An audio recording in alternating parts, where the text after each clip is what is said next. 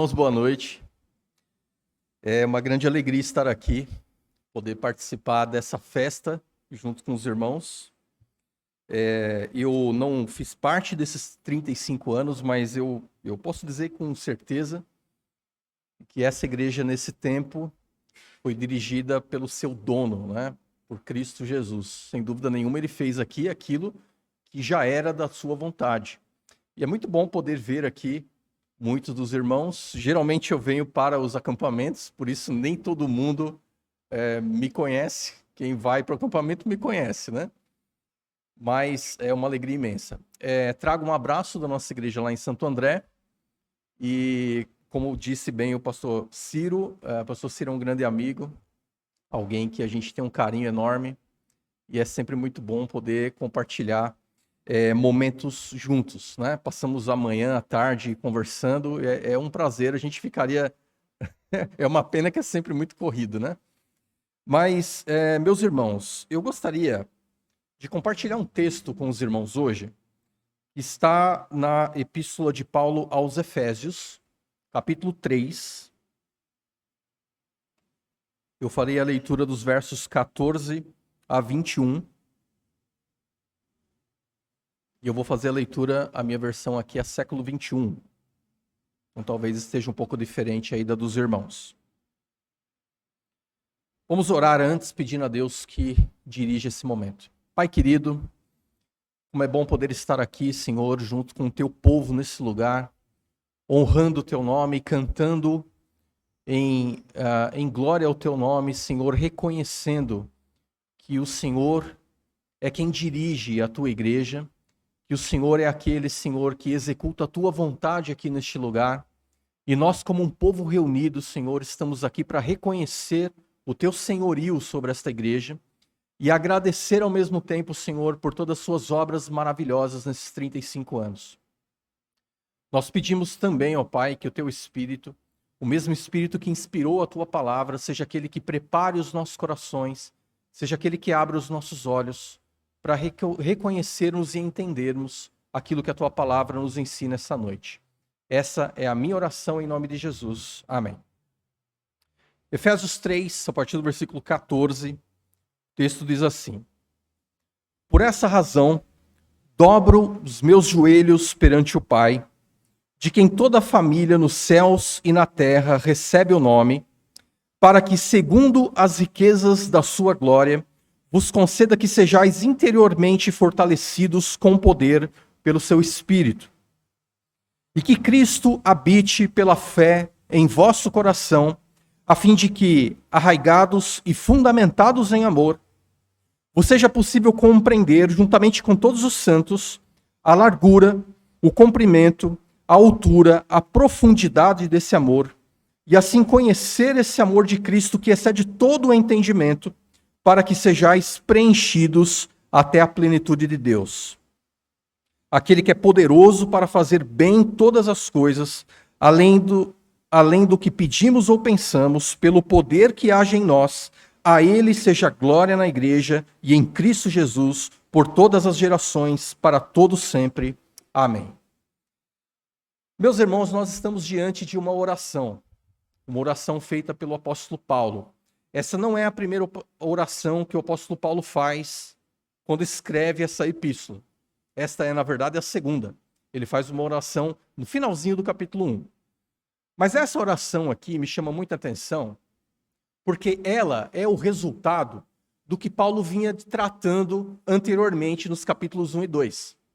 Nos capítulos 1 e 2, Paulo expõe o evangelho.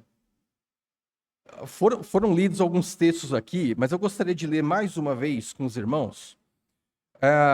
Eu poderia perguntar o que é evangelho, não é? E a resposta seria, uma das respostas seria, o evangelho é o trabalho do Deus Trino em salvar o homem pecador. Essa seria uma resposta. E o que nós encontramos aqui nos capítulos 1 e 2, nada mais é do que a explicação de Paulo em como o Deus Trino faz isso. Então, no capítulo 1, um texto que já foi lido aqui, versículo 3, ele vai mostrar como o Deus Pai trabalha para a salvação. Ele vai dizer o seguinte, versículo 3 do capítulo 1. Bendito seja o Deus e Pai de nosso Senhor Jesus Cristo, que nos abençoou com todas as bênçãos espirituais nas regiões celestiais em Cristo, como também nos elegeu nele antes da fundação do mundo, para sermos santos e irrepreensíveis diante dele em amor, e nos predestinou para si mesmo, segundo a boa determinação da sua vontade, para sermos filhos adotivos por meio de Jesus Cristo, para louvor da glória da sua graça, que nos deu gratuitamente no amar. Então, o Deus Pai é aquele que, no trabalho de salvar o homem pecador, é aquele que elege, é aquele que concede todas as bênçãos celestiais àqueles que, antes da fundação do mundo, já predestinou para a salvação. Ele faz isso para que nós sejamos santos e irrepreensíveis diante dele em amor. Esse é o papel do Pai. O papel do Filho nos é apresentado no versículo 7, quando Paulo diz, nele, se referindo agora a Cristo Jesus, temos a redenção, o perdão dos nossos pecados pelo seu sangue, segundo a riqueza da sua graça. Então veja, nele nós temos a redenção. Nós não somos mais escravos do pecado, pelo contrário, nós temos agora em Cristo Jesus, pelo sangue de Cristo que foi derramado na cruz, o perdão dos nossos pecados. Nós somos resgatados da escravidão do pecado e agora nós somos feitos filhos. O nosso pecado foi perdoado, nós agora somos adotivos do nosso Deus Pai. Essa é a obra do Deus Filho. No versículo 13, a partir do versículo 13, versículos 13 e 14, o texto vai mostrar a atuação do Deus Espírito na salvação. Ao se referir ao Espírito, ele diz, versículo 13, nele também vós, tendo ouvido a palavra da verdade, o evangelho da vossa salvação, e nele também crido, fostes selados com o Espírito Santo da promessa. O Espírito Santo é aquele que sela, é aquele que garante, é aquele que assegura a nossa salvação. Não apenas aplica aquilo que o Deus Pai e o Deus Filho fizeram, mas é aquele que assegura a nossa salvação até o fim. Verso 14. Ele é a garantia da nossa herança para a redenção da propriedade de Deus, para o louvor da sua glória. Então nós temos aqui o evangelho sendo apresentado por Paulo, de forma que o Deus Trino nos é apresentado trabalhando a fim de que o homem pecador venha ao conhecimento da salvação, do evangelho. Ele reforça isso no capítulo 2, quando ele vai dizer que nós, quando ainda estávamos mortos nos nossos delitos e pecados, fomos pela ação do Espírito Santo vivificados. Essa é uma obra total do Deus Trino. Não há nenhuma participação humana nesse processo, nesse ato salvífico, a fim de que a gente não receba nenhuma glória e que a glória seja dada somente ao nosso Deus. Esse mesmo evangelho, ele é poderoso para salvar não apenas judeus, mas também gentios. Ele continua esse assunto no capítulo 2. Então, depois de discorrer sobre a ação do Deus Trino para salvar o homem, apresentando o evangelho, ele chega aqui no capítulo 3, a partir do versículo 14, e então ele vai orar para que esse evangelho não apenas seja o evangelho que salva o homem, mas seja aquele evangelho que seja presente em toda a vida cristã daqueles que são seus. Essa é a razão porque eu escolhi esse texto. Porque nós estamos aqui celebrando ao nosso Deus os 35 anos que ele concedeu a essa igreja local. E a minha oração é a mesma de Paulo. Que o evangelho seja pleno nessa igreja. Não apenas na salvação de pessoas, mas também operando poderosamente e de forma plena na vida daqueles que já são deles, a fim de que nós cresçamos e sejamos todos igualmente ao nosso Senhor, conforme a imagem do nosso Senhor Jesus Cristo. No versículo 14, então, ele vai dizer, por essa razão, ou seja, por esse evangelho que eu já estava apresentando nos capítulos 1 e 2, eu dobro os meus joelhos perante o Pai. E esse gesto é extremamente rico, porque um judeu tinha o hábito de orar de pé. Então, ao orar de joelho, ele não está nos incentivando, na verdade, ele não está nos incentivando a fazer a mesma coisa. Não é uma ordem para que nós possamos pegar esse exemplo e repeti-lo, mas ele quer mostrar aqui a urgência daquilo que ele vai pedir. Então, ele dobra os seus joelhos perante o Pai, esse mesmo Pai, de quem toda a família nos céus e na terra recebe o nome. Eu quero chamar a sua atenção aqui, porque a oração de Paulo nesse texto, ela também é trinitária. Ele também vai orar colocando Deus Pai, Deus Filho e Deus Espírito Santo na sua oração. E eu quero chamar a tua atenção aqui, para esse aspecto. Porque ele começa a sua oração dirigindo-a ao Deus Pai. Ele se coloca de joelhos, dirige essa oração ao Deus Pai, e depois ele vai terminar essa oração voltando ao Deus Pai e fechando a oração, se referindo novamente a Ele. No meio da sua oração, então, ele se refere ao Espírito Santo e a Jesus Cristo. Então, esse Pai, a quem essa oração é dirigida, é o Pai de toda a família nos céus e na terra. Aí você pode perguntar, peraí, Davi, então quer dizer que Deus tem duas famílias? Ele tem uma família nos céus e tem uma família na terra. É isso mesmo? Veja, Paulo, ao fazer referência a essa família dos céus e família da terra, ele está se referindo à família dos céus, a esses nossos irmãos que morreram em Cristo Jesus e que estão neste momento já com o nosso Pai. E a família da terra somos nós, que estamos em Cristo Jesus, mas ainda estamos aqui na terra.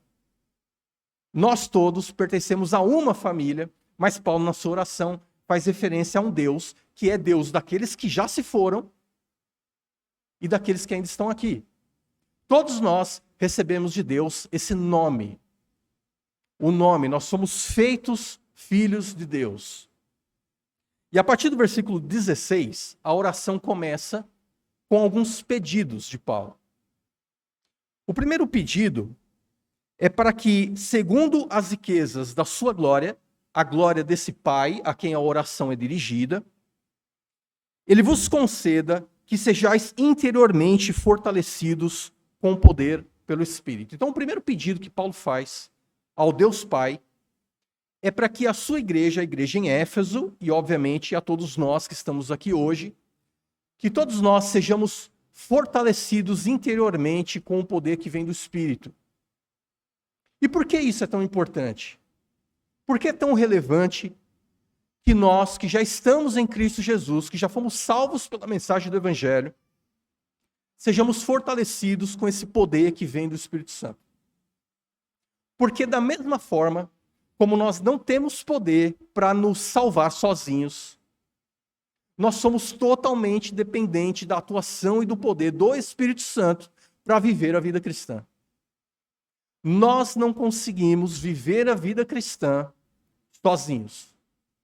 De maneira nenhuma, um cristão pode viver a vida cristã distante do pecado, em santificação, buscando ser cada vez mais iguais ao nosso Senhor Jesus Cristo, se não for pelo fortalecimento do Espírito Santo. O mesmo Espírito Santo que ressuscitou Jesus Cristo ao terceiro dia, o mesmo Espírito Santo que nos ressuscita da escravidão do pecado e nos dá vida, estando nós ainda mortos em delitos e pecados. É esse poder de dar vida que Paulo pede aqui. É esse fortalecimento interior que Paulo pede aqui. Todos nós somos exortados pela Bíblia a viver uma vida cheia do Espírito Santo. Isso é extremamente importante, porque na vida cristã, nós, por vezes, ignoramos esse princípio, essa verdade tão importante. De ver uma vida fortalecida pelo Espírito Santo. Essa é a primeira mensagem, o primeiro pedido do apóstolo Paulo aqui. Mas ele continua no versículo 17, não apenas pedindo fortalecimento com o poder pelo seu Espírito, mas ele vai fazer uma referência agora ao Deus Filho. E ao se referir ao Deus Filho, ele diz no verso 17, e que Cristo habite pela fé em vosso coração. Aí você pode pensar assim, agora eu não entendi nada. Essa carta, ela é dirigida a uma igreja, a igreja em Éfeso. Como é que Paulo pode pedir a Deus que habite pela fé no coração daqueles que já eram cristãos? Como assim? Quer dizer então que a igreja, os cristãos em Éfeso não tinham Cristo habitando no coração? Que tipo de oração é essa que o apóstolo Paulo faz, pedindo para que Cristo habite ricamente no coração daqueles que eram da igreja de Éfeso? E aqui, para entender esse pedido, a gente precisa entender o que significa a palavra habite. A gente pode ser levado a pensar que esse verbo habitar significa esse habitar que vem da salvação. Eu era perdido e no momento em que fui salvo pelo Evangelho, pela ação da obra de Cristo Jesus, do Deus Trino, então o Espírito Santo passa a habitar. E, na verdade, essa palavra habitar, ela tem um sentido diferente desse que nós podemos imaginar numa primeira leitura. E eu quero trazer um exemplo aqui para que você entenda bem. Existe um tipo de habitar que significa, que pode significar aquela pessoa, por exemplo, que vai passar a noite num hotel. Ele é um hóspede. E naquela noite, ele vai habitar um quarto do hotel. O hóspede, por não ser o dono daquele lugar, por estar ali de passagem, ele não vai se preocupar se encontrar naquele lugar uma lâmpada queimada, né? Uma cama desarrumada. Ele não vai se preocupar se ele encontrar naquele lugar uma torneira que não fecha direito, um chuveiro que não esquenta muito bem. Ele está ali de passagem. O propósito e o significado dessa palavra habite é muito mais profundo do que esse. Ele significa que Jesus Cristo deve habitar no sentido dele ser o dono do nosso coração, e não um hóspede. E aí, a gente vai para um sentido muito mais profundo aqui.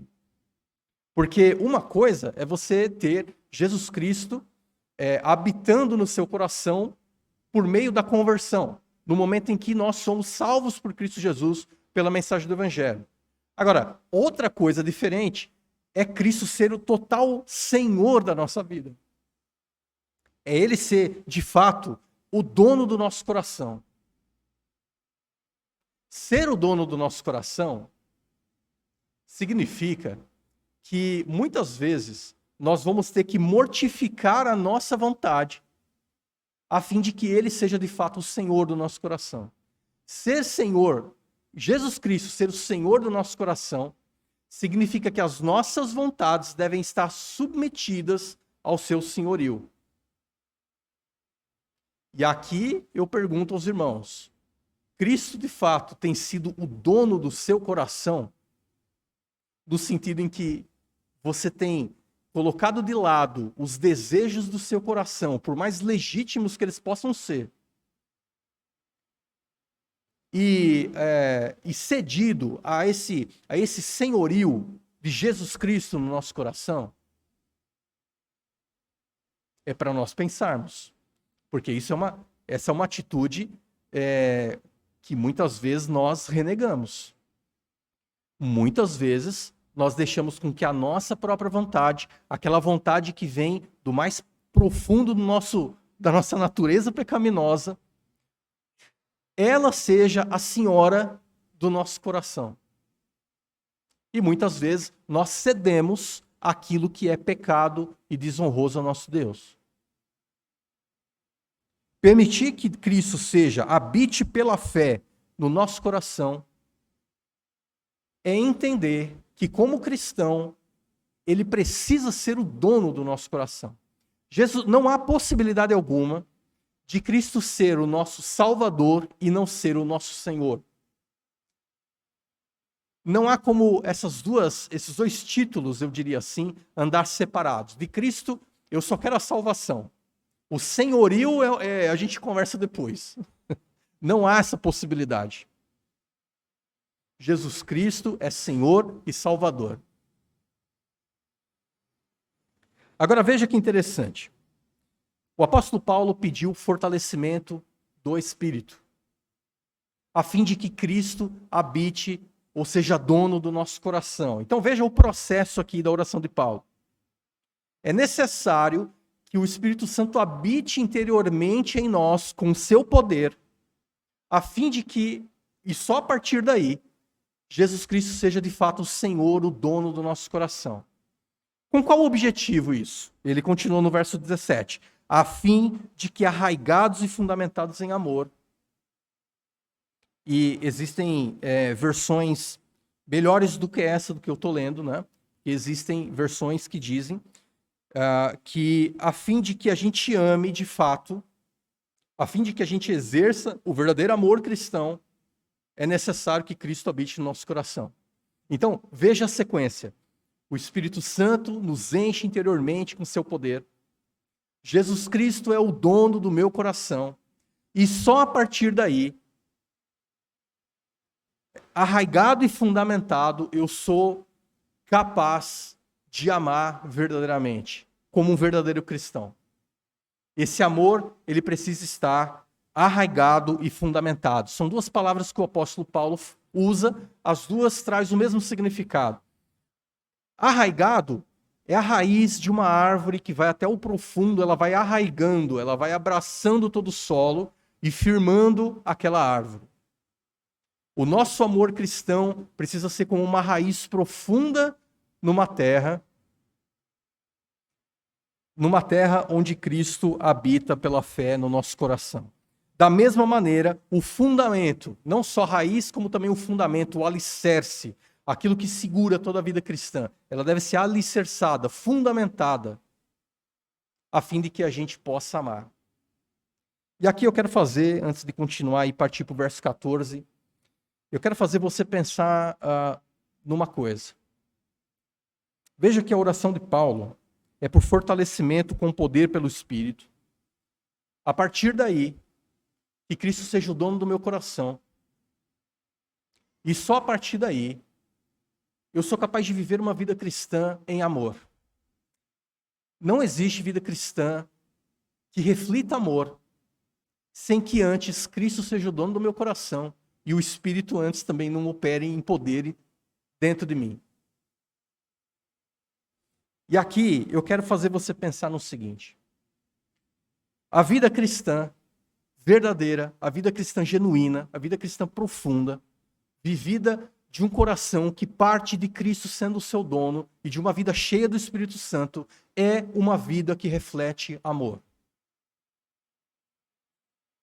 Dos lábios de alguém irado, dos lábios de alguém que facilmente estoura, dos lábios de alguém que perde o seu controle com muita facilidade, Cristo não é o dono do coração de uma pessoa assim, e nem o Espírito Santo habita poderosamente no interior dessa pessoa. Por isso existe uma necessidade urgente de nós, como cristãos, vivemos em amor. Eu tenho certeza que nesses 35 anos de igreja, muita coisa aqui aconteceu, mas graças a Deus, porque pessoas cheias do Espírito Santo, pessoas cujo o coração é totalmente de Jesus Cristo, foram capazes de amar, e de trabalhar, e de servir, e de amar uns aos outros. Eu quero fazer você pensar na seriedade de amar uns aos outros. Essa igreja precisa amar uns aos outros. Você precisa amar o seu irmão. O amor inclui perdão, o amor inclui compreensão, o amor não inclui consentimento do pecado, mas um desejo enorme de tratar qualquer tipo de pecado que haja e de restaurar, trazer de volta essa pessoa que porventura esteja no erro. E se houver alguma diferença entre um irmão e outro, que essa diferença seja resolvida numa vida de amor. Uma vida cujo coração seja completamente do nosso Senhor Jesus Cristo, completamente cheia do Espírito Santo.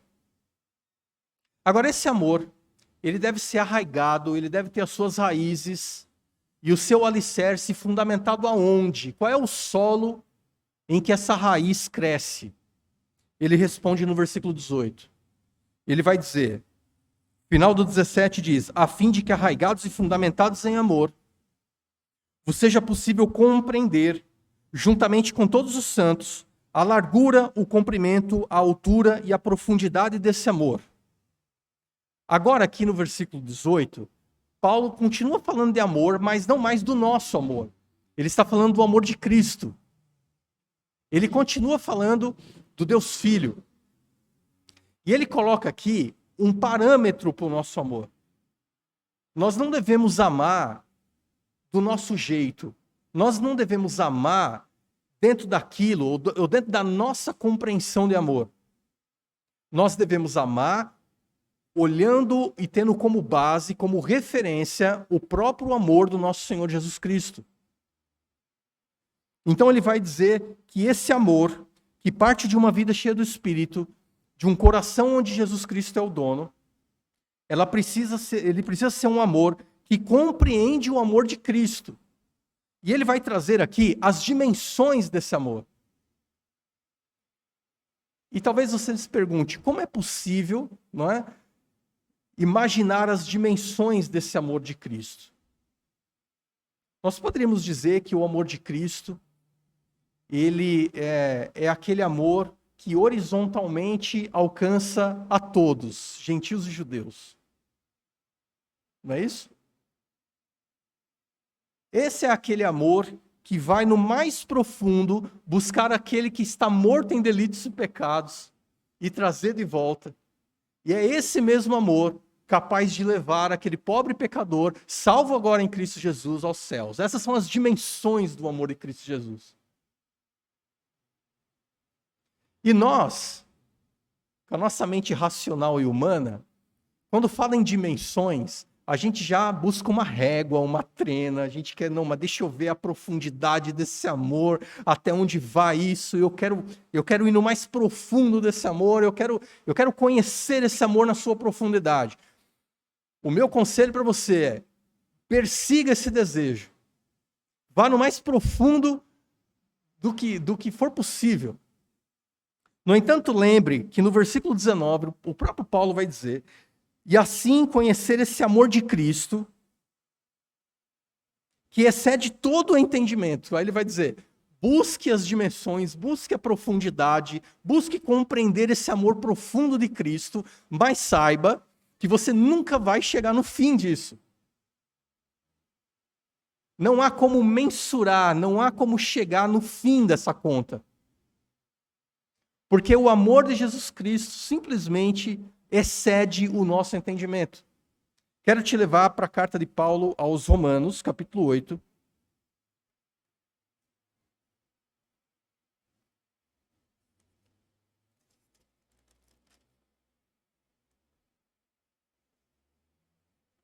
A partir do versículo 37, Romanos 8, a partir do verso 37. O apóstolo Paulo vai dizer o seguinte: mas em todas essas coisas somos mais do que vencedores por meio daquele que nos amou, pois tenho certeza de que nem a morte... repare aqui as referências que Paulo dá. Eu tenho certeza de que nem morte, nem vida, nem anjos, nem autoridades celestiais, nem coisas do presente nem do futuro. Ele coloca uma dimensão de tempo. Isso vai além daquilo que é tridimensional, né? Ele começa a ir além.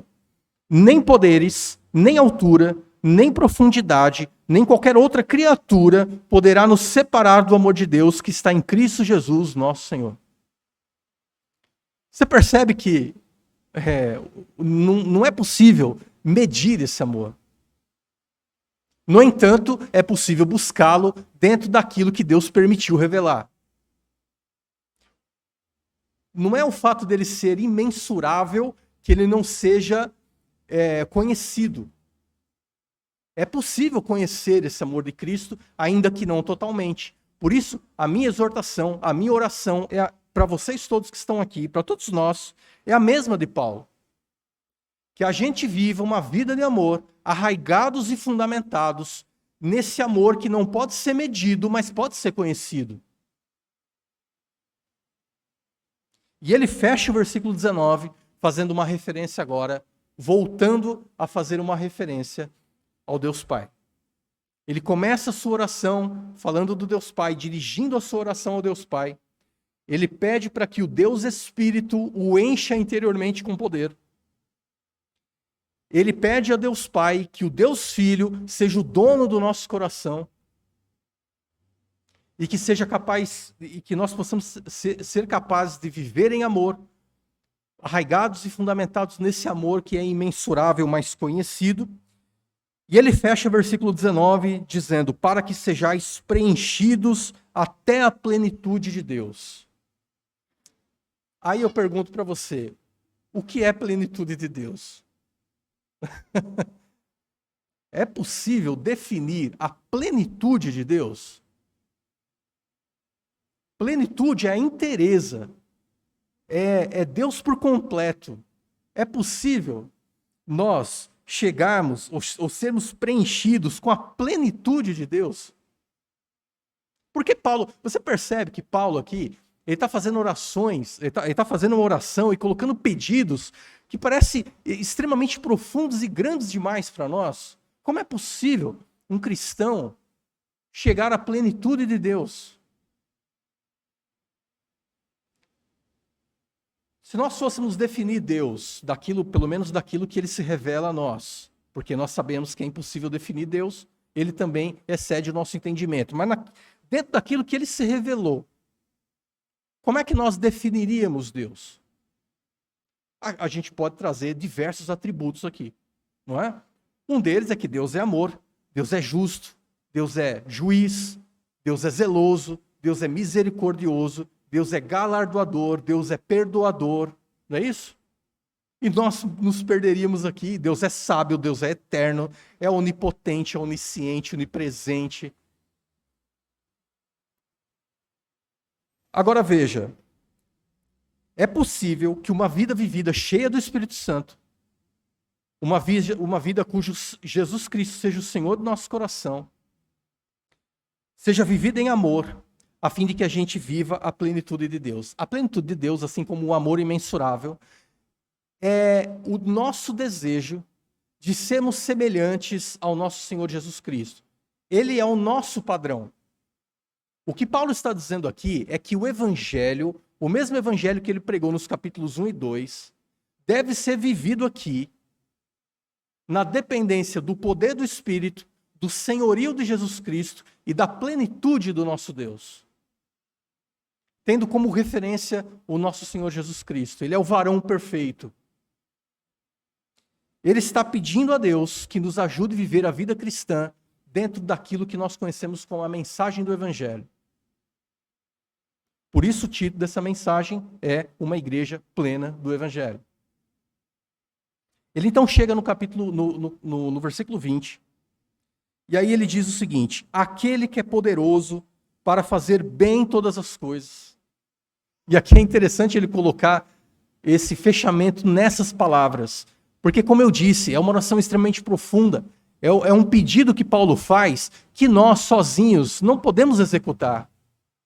Nós dependemos totalmente de Deus para que isso aconteça, não só na nossa vida pessoal como cristão, mas na nossa vida em comunidade, para que a Terceira Igreja Batista, aqui em Presidente Prudente, viva fortalecida com o poder do Espírito Santo, tendo Jesus como dono, como Senhor do seu coração, e vivendo a plenitude de Deus. Nós devemos depender deste Deus que é poderoso para fazer bem todas as coisas. Ele fecha a sua oração reconhecendo que Deus é poderoso para executar tudo isso em nós. Deus é poderoso não apenas para salvar o indivíduo pecador com a mensagem do Evangelho, Mas Deus é poderoso para manter, sustentar e amadurecer esse cristão também com a mensagem do Evangelho. De um Deus poderoso que salva e sustém. Então ele fecha dizendo, aquele que é poderoso para fazer bem todas as coisas, além do que pedimos ou pensamos, alguma vez, quando estávamos perdidos em delitos e pecados, nós poderíamos imaginar que a nossa alma poderia sair da escravidão do pecado e ser cativa agora ao nosso Senhor Jesus? Você poderia imaginar que em algum momento os nossos pecados poderiam ser perdoados e nós agora termos a bênção, a honra de sermos chamados filhos de Deus? Você em algum momento pensou nessa possibilidade quando ainda estava morto em delito e pecado? A resposta é não, nem você nem eu. Mas ele faz bem todas as coisas, muito além daquilo que pedimos ou pensamos, porque é assim que o Evangelho opera. O Evangelho opera sempre de forma além daquela que nós pedimos ou pensamos, pelo poder que age em nós. A Ele, a esse Deus, seja a glória na igreja e em Cristo Jesus, por todas as gerações. Paulo, ele estende a sua oração não apenas para aquela geração de Éfeso, mas por todas as gerações, e nós, nesse momento, passamos a fazer parte dessa oração, para todos sempre. Amém. Veja que maravilha de oração. Glória ao nosso Deus por essa oração.